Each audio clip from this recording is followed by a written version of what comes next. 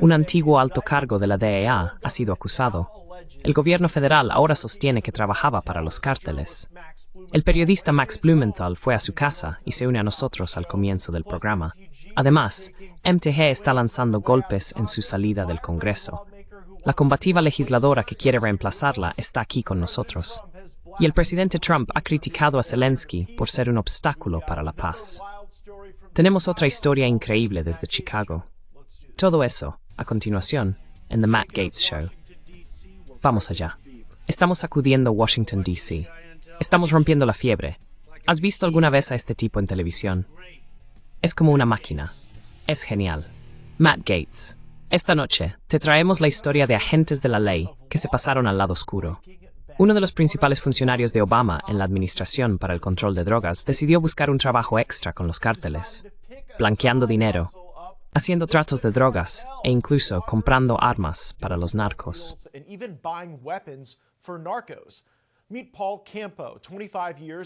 Conozcan a Paul Campo, 25 años en la DEA, gran placa, gran currículum. Y en el momento en que se jubila, supuestamente empieza a trabajar para los mismos psicópatas del narcotráfico contra los que fingió luchar durante décadas. Campo y su socio, Robert Sensi, no se limitaron a tonterías menores. Supuestamente acordaron blanquear unos $12 millones del dinero del cártel. La mayoría de los estadounidenses no consiguen que Hacienda les coja el teléfono, pero estos dos, al parecer, convertían fajos del cártel en criptomonedas, como si fuera el día de atención al cliente en Coinbase. Gran parte de la atención tras esta acusación se ha centrado en el exagente de la DEA, Campo, pero Sensi tiene sus propias conexiones extrañas. ¿Estuvo en la CIA? Max Blumenthal, periodista de The Grey Zone, así lo cree.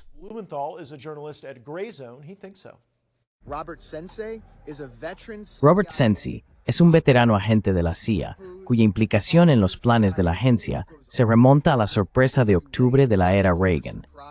Se le ha vinculado con fraudes multimillonarios para supuestamente o aparentemente adquirir helicópteros de grado militar para un determinado país de Oriente Medio.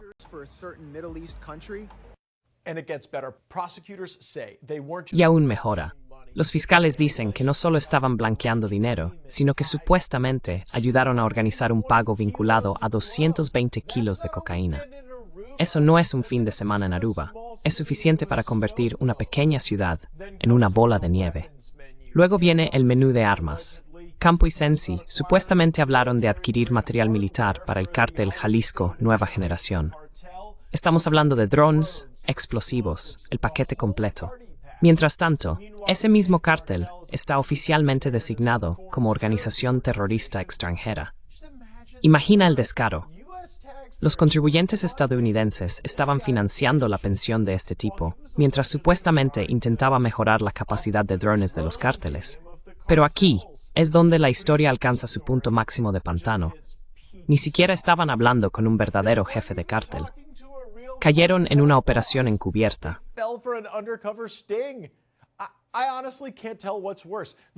Sinceramente, no sé qué es peor, que un tipo de la CIA y otro de la DEA se aliaran contra Estados Unidos, o que, después de toda su experiencia trabajando en los niveles más altos del gobierno estadounidense, aún no fueran lo bastante buenos como para evitar ser atrapados en una operación encubierta. Ahora se enfrentan a cargos que van desde blanqueo de dinero hasta conspiración de narcoterrorismo, acusaciones que podrían llevarlos a prisión de por vida. Y, sinceramente, esa es la parte menos sorprendente de todo este lío. Cada vez que alguien dice que el Estado profundo no existe, muéstrale esto. Un alto funcionario de la EA, que supuestamente se volvió traidor y utilizó su formación financiada por los contribuyentes para ayudar a los cárteles a introducir drogas, armas, explosivos y dinero en efectivo en las comunidades estadounidenses. De esto es de lo que el presidente Trump lleva años hablando. Población no en las manches, en el scriptofo.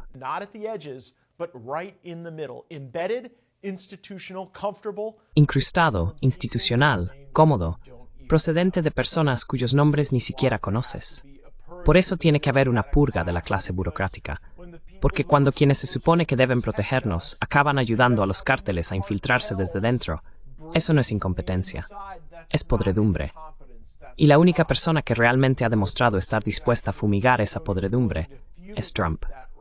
Los cárteles ya tienen suficiente poder de fuego. No necesitan ayuda de Washington ni de antiguos funcionarios de la DEA.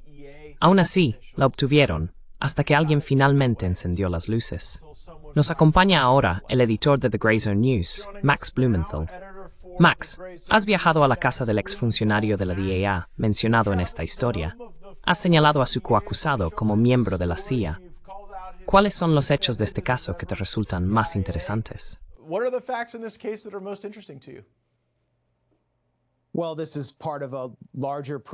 Bueno, esto forma parte de un programa más amplio que, según el historiador semioficial o no oficial de la CIA, Tim Weiner, se remonta a 1947 y en el que la agencia ha estado implicada en operaciones de tráfico de drogas, introduciendo drogas en Estados Unidos. El periodista Jack Poulson, de All Source Intelligence, fue el primero en señalar la conexión de la CIA con uno de estos dos acusados, quienes supuestamente participaron en una conspiración de $12 millones para blanquear dinero para el cártel de Jalisco Nueva Generación en México. Se trata de Paul Campo, cuya casa visité. Habría mostrado su puerta principal, que parecía haber sido derribada por agentes federales, pero mi hijo estaba sentado en el coche, así que no pude alejarme demasiado.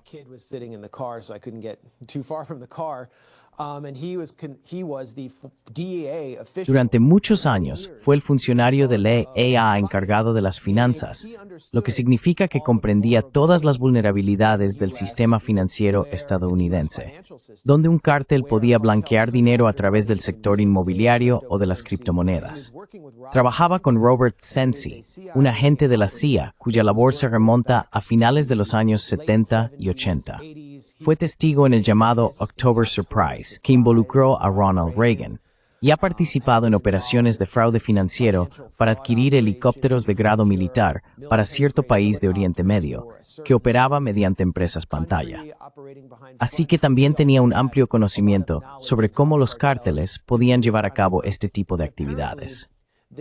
Al parecer, este dúo trabajaba en conjunto, y fueron contactados por la DEA a través de un informante confidencial que consiguió que aceptaran este plan, mientras presumían de estar implicados en otros.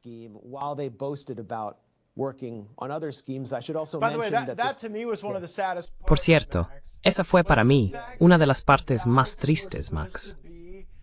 El hecho de que tipos que se suponía eran veteranos, con décadas de experiencia, ni siquiera fueran lo bastante inteligentes como para darse cuenta de que se trataba de un informante confidencial. Esperaría que si los cárteles estuvieran reclutando a antiguos agentes de la DEA, al menos fueran mejores en eso que acabar atrapados de esta manera.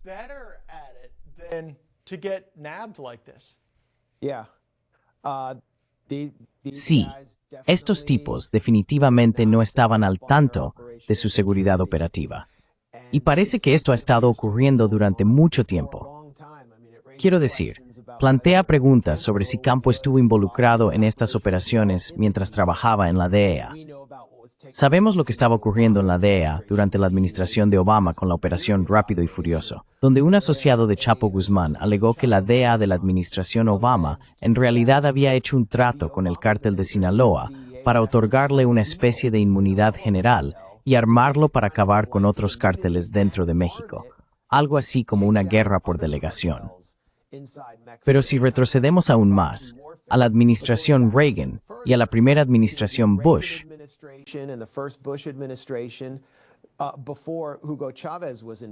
antes de que Hugo Chávez llegara al poder en Venezuela, cuando Venezuela aún era aliada de Estados Unidos, la DEA y la CIA reclutaron a altos miembros de la Guardia Nacional Venezolana para enviar más de 20 toneladas de cocaína a Estados Unidos, supuestamente con el fin de vigilar las rutas del narcotráfico dentro del país. La cocaína llegó realmente a su destino. La CIA dijo: "Dejad que la droga circule". Eso, según el New York Times y un reportaje de 60 Minutes de 1993. Ahora, aquel cartel que la CIA creó se llamaba el Cartel de los Soles.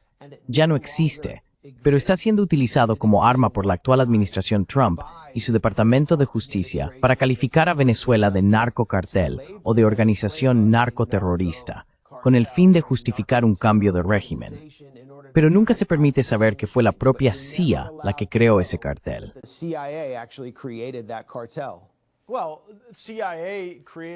Bueno, la CIA creó muchas de las organizaciones extremistas islámicas al financiar esas entidades. Ya sabes, remontándose a la Guerra Fría. Así que algo puede surgir de una creación de la CIA y convertirse en otra cosa, algo diferente. Y muy bien podría ser eso lo que está ocurriendo en América Latina con el cartel de los soles. Pero cuando vi esta historia, Max, pensé en el caso de Charles McGonigal, en el que alguien que dirigía la oficina de contrainteligencia en uno de esos despachos termina aportando parte de la información sobre el engaño de Rusia y luego trabajando para Oleg Deripaska, un oligarca ruso. Me pareció similar en este sentido. ¿Está realmente el gobierno de Estados Unidos formando a la próxima generación de talentos para los oligarcas, los cárteles y los bandidos de todo el mundo?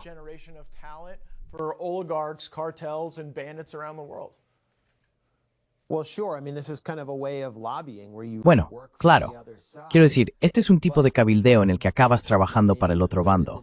Pero dentro de la CIA, como mencionaste, la agencia lleva décadas reclutando yihadistas. El libro que tengo detrás de mí, mi libro, La gestión de la barbarie, aborda toda esa historia oscura. Puedes ver cómo la CIA cultivó a los mujahidines en Afganistán para atraer al ejército rojo ruso y debilitar a la Unión Soviética.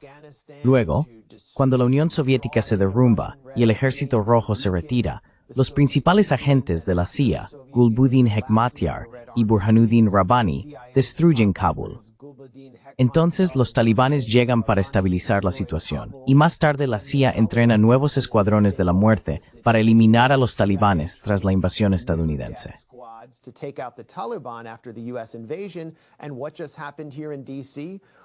Y lo que acaba de ocurrir aquí, en Washington, D.C., un miembro de uno de esos escuadrones de la muerte de la CIA, supuestamente, o quizá al azar, dispara a 2 miembros de la Guardia Nacional en Washington, D.C. Y tenemos que pedir pruebas sobre todas estas nuevas afirmaciones acerca de los cárteles de la droga que se utilizan para justificar un cambio de régimen. El cártel de los soles ni siquiera aparecía en el informe de la DEA del año pasado. Sin embargo, las principales rutas de tráfico hacia Estados Unidos provienen de aliados estadounidenses como el Ecuador de Daniel Noboa, donde el presidente Noboa, que es multimillonario, hijo de un multimillonario, ciudadano estadounidense criado en Miami, dirigía la empresa naviera de la familia Noboa, la cual ha sido implicada en envíos de cocaína, donde la cocaína se transfiere a Europa y a Estados Unidos en plátanos bonita.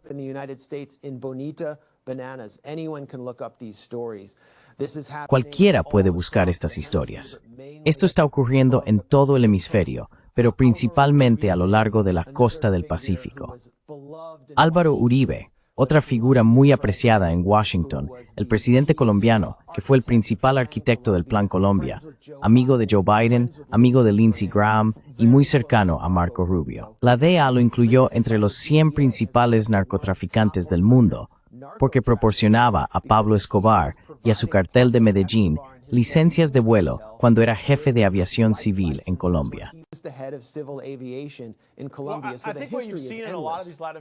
Así que, creo que lo que se ha visto en muchos de estos países latinoamericanos es que el liderazgo se alinea con un grupo de bandidos contra otro grupo de bandidos. Y luego afirma ser un gran bastión de la lucha contra el narcoterrorismo, porque señalan sus acciones de aplicación de la ley contra los competidores de aquellos con los que a veces se alinean. Bueno, quiero decir, Estados Unidos apoyó a los talibanes hacia el final de la administración Clinton. Los estamos apoyando ahora. Ahora mismo, estamos pagando decenas de millones de dólares a los talibanes. No creo que haya que remontarse tanto en el tiempo. Quiero ofrecer esto como una especie de defensa del gobierno. Ellos dirían, sí, pero atrapamos a este tipo. Pudimos llevar a cabo una acción policial exitosa. ¿Qué dirías ante eso?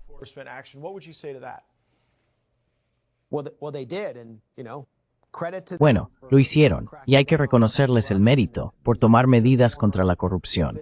Se trata de antiguos funcionarios que evidentemente actuaban con mucha laxitud y fueron realmente negligentes. Al mismo tiempo, estaba Emil Bove, que fue uno de los principales funcionarios pro-Trump y pro-MAGA en el Departamento de Justicia. Creo que ahora es juez federal. Trabajó durante años para acusar formalmente a uno de los principales presuntos narcotraficantes del hemisferio occidental. Leí la acusación. Es muy detallada. Acusa a esta persona de haber institucionalizado todo el sistema político de su país para beneficiarse del narcotráfico.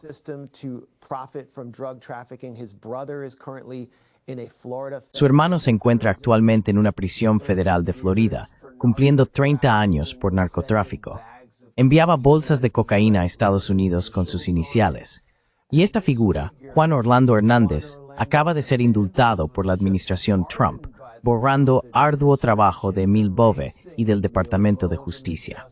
Así que realmente me pregunto, ¿cómo ocurrió eso? ¿Y cuándo la administración Trump presentará pruebas de que Hernández fue víctima de una guerra judicial, como dice Trump? No sé si tienes alguna opinión al respecto. Bueno, eso es una transición perfecta, Max, porque Juan Orlando Hernández será invitado en mi programa mañana por la noche y se lo preguntaremos. Max Blumenthal, editor de The Grey Zone, muchísimas gracias por venir al programa y compartir tu perspectiva. Muchas gracias, Matt.